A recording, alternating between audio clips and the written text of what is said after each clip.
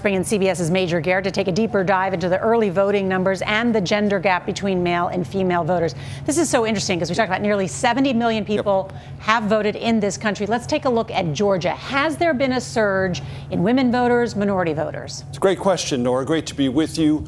And a disclaimer. We know that people have voted. We do not know how they voted. But you mentioned Georgia, 3.6 million votes. Why is that significant? Nor that's nearly three-quarters of the entire 2020 turnout in Georgia. That tells us they found early voting really works for them. Let's go to some demographic clues that early voting tells us. And we do know the demographic composition, gender and race. All right, female votes and African-American votes in Georgia early voting pretty much comparable to what it was in 2020.